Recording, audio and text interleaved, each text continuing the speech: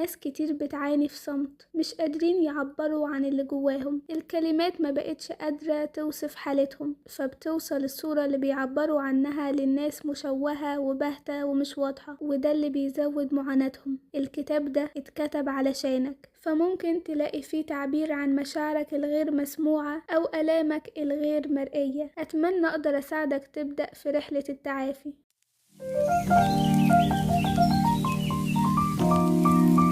الاكتئاب حاجة صعبة تتوصف، واللي جربوه قالوا إنه تجربة مختلفة تماما عن أي تجربة إنسانية طبيعية. ساعتها بتفقد رغبتك في كل حاجة، وتفكيرك بيبقى بطيء، ومهما كان عندك من متع الحياة بتبقى ملهاش قيمة. بتفقد الأمل في المستقبل، هو الضلمة اللي بتغمي عينيك وما يبقاش فيه أي منفذ للنور. السواد ده مش بيعميك بالمعنى الحرفي، لكنه بيلون كل حاجة في حياتك بالألوان الغامقة. لما بتبص للدنيا وللحاجات اللي كانت بتفرحك وكنت متعود انها تخرجك من مزاج الحزن، تلاقيها ملهاش لا طعم ولا لون، ما بقتش بتفرحك زي الاول. حتى اكتر الاماكن اللي كنت بتحس فيها بالبهجة ما بقتش بتحس فيها باي اختلاف. بقيت حساس اكتر تجاه الناس وخايف تعتمد عليهم، لانك عارف انهم هيسيبوك ويخذلوك ومش هيبقى لك حد. ما بقتش شايف المستقبل لان الضلمة شديدة، حاسس بالعزلة والتعاسة. بقيت عايش في حالة استسلام كامل، بترفض كل حاجة وكل اللي حواليك بقى مصدر قلق. ما بقتش شايف إلا الجانب المظلم، عايش حياتك بلا معنى، وكل اللي تعرفه إن في حاجة جواك اتكسرت. وناس كتير في بداية العلاج بتسأل، هو أنا ليه ما بقتش بشتغل زي الأول؟ ليه بدأ تركيزي يقل؟ ليه ما بقتش قادر أعمل الحاجات البسيطة اللي كنت متعود أعملها بكل سهولة؟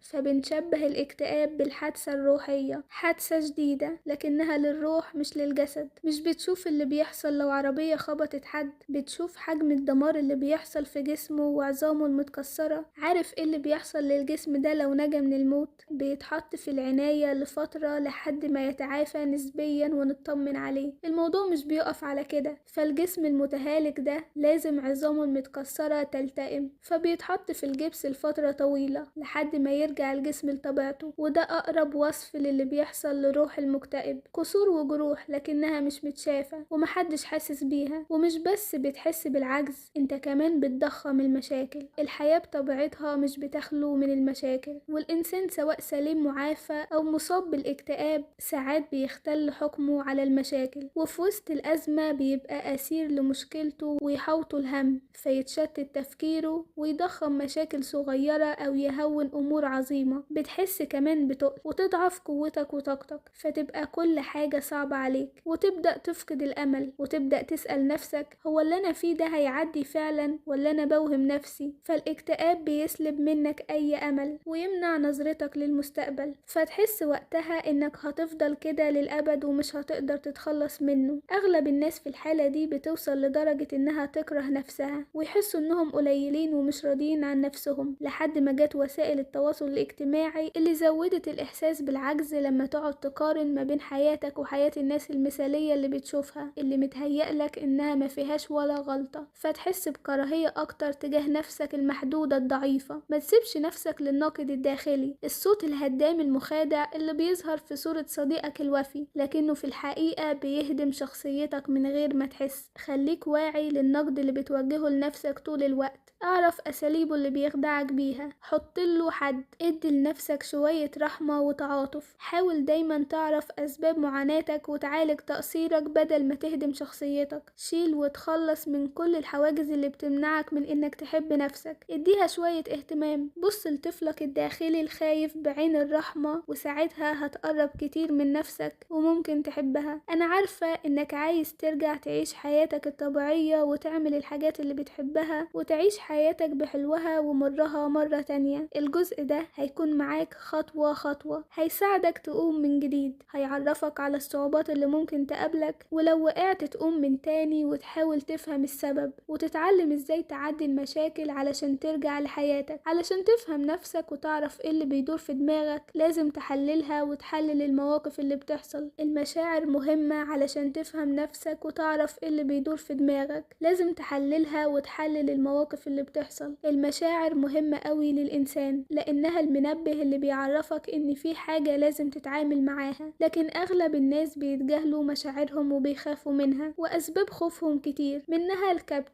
فممكن يكون الموقف أقوى وأعنف من إنك تستوعبه. بتبقى فاكر إنك لو سبت نفسك لمشاعر الحزن ممكن تقتلك، لكن الكبت أوقات بيبقى غير مفيد لأنه بيمنعك من إنك تشوف الموقف على حقيقته. الحل هنا هو إنك تعمل توازن بين إحساسك بالألم أو الحزن أو الغضب، وإنك ما تسيبش المشاعر دي تسيطر على حياتك، وهو ده اللي احنا عايزينه. وده في الواقع مش سهل لأنك بتختار تعيش بمزيد من الوعي، يعني هتقبل تدفع ضريبة من الألم المؤقت. ودايما بنشبه الهروب من المشاعر بالرباط المطاطي وإنت مربوط في طرفه، فكل ما بعدت كانت الضربة أشد لأن المشاعر بتزيد. وتاني سبب من أسباب الخوف هو الإنكار. ناس كتير بتنكر مشاعر الألم في المواقف الصعبة لأنهم مش قادرين يواجهوها ويتعاملوا معاها، لأنهم مش قادرين يستوعبوا إن الموقف الصعب ده حصل فعلا، فبيبقوا في حالة إنكار ومش عارفين يعيشوا حياة طبيعية. لكن طول ما انت مش سامح لمشاعرك الحقيقية إنها تكون موجودة، ومش سامح لنفسك تزعل وتحس بمشاعرك الحقيقية في وقتها، وفضلت تنكرها وقعدت تقول لنفسك أنا ما ينفعش أحس بكده، عمرك أبدا ما هتفهم مشاعرك، فمش هتقدر تقبلها. لما تحس بالألم أو بالحزن استنى شوية، ادي نفسك المساحة لوجود المشاعر دي وحاول تراقبها. هتلاقيها زي موج البحر بيعلى ويعلى لكن أكيد هينزل مرة تانية. فالمشاعر مؤقتة، انت بس اصبر على نفسك وراقبها. فبلاش تهرب من مشاعرك وتلجأ لمسكنات تهديك بشكل مؤقت. وعيك للمشكلة دي هو أول خطوات العلاج. لازم تعرف إن مشاعرك مش سيئة، وجود المتناقضات من المشاعر هو اللي بيدي لحياتك معنى. يعني لولا الحزن مش هيبقى للسعادة معنى. لما تتقبل إن المشاعر ضرورية للوجود وما ترفضش حالتك وإحساسك، بوابة التقبل هتتفتح قدامك. تاني حاجة، اتعود توصف اللي انت حاسس بيه واسمع لمشاعرك لأن ده هيقلل الغربة بينك وبين نفسك. تالت حاجة، ما تقللش من مشاعرك حتى لو كانت أسباب حزنك على أمور تافهة. بداية التغيير بتكون صعبة، خد بالك إن المشاعر هي اللي بتتبع الفعل مش العكس. يعني لو ما اتحركتش مش هتتغير، لو ما عملتش أي حاجة ولو بسيطة مزاجك مش هيتحسن. ابدأ بتغيرات بسيطة وتدريجية وراعي طبيعة ضعفك. وعلشان تتحرك لازم تحدد الأول انت عايز تروح فين في الحياة، عايز شكلها يكون عامل ازاي، ايه الحاجات اللي بتقدرها وبتفرح بيها، ايه الصفات اللي بتشوفها في اللي حواليك بتحس انك مفتقدها في نفسك. ففي ناس اهم حاجة بالنسبة لها العيلة، وناس الصداقة، وناس تانية بتحب تفيد اللي حواليها. اعمل توازن في حياتك، وقبل ما تحدد اهدافك اسأل نفسك سؤال، هو ايه اللي انت مهتم بيه فعلا في الحياة؟ واول خطوات البداية هي بناء الامل. انا عارفة ان الكلمة دي ممكن تكون ملهاش قيمة عند بعض الناس بسبب طول وشدة المحنة اللي هم فيها واللي فاكرين انهم مش هيقدروا يخرجوا منها، لكن طبيعة المحن مؤقتة والمشاعر مش بتدوم للأبد، فكل حاجة مهما طالت بيكون ليها نهاية. ابدأ بتغيير جزء بسيط،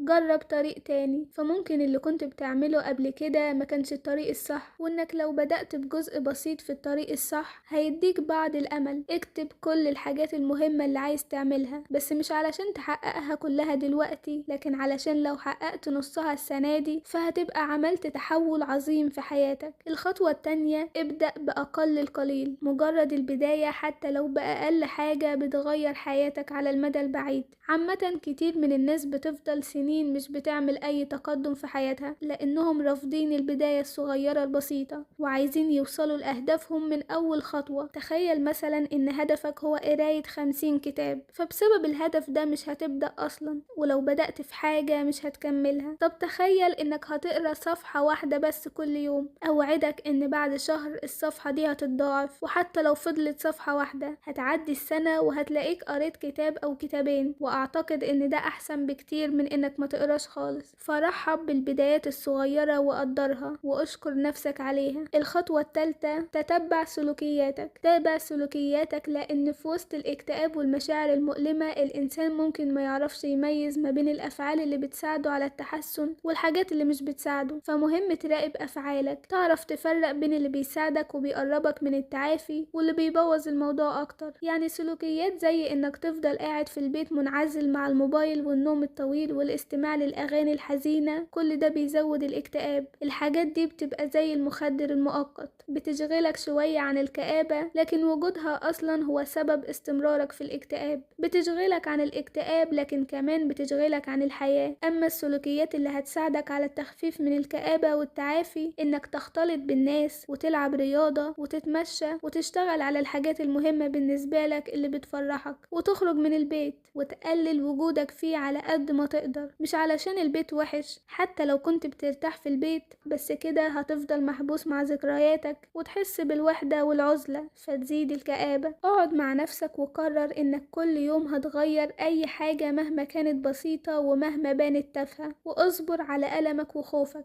بص لنفسك بعين الرحمة وقول لها إنك هتبدأ تمشي في الطريق، ومش مهم هتوصل إمتى، المهم إنك هتتقدم كل يوم ولو بنسبة بسيطة، ووقتها هتكون بدأت التعافي وهتمشي في رحلة الحياة من تاني. وبس كده، أشوفكم في الحلقة اللي جاية. باي باي.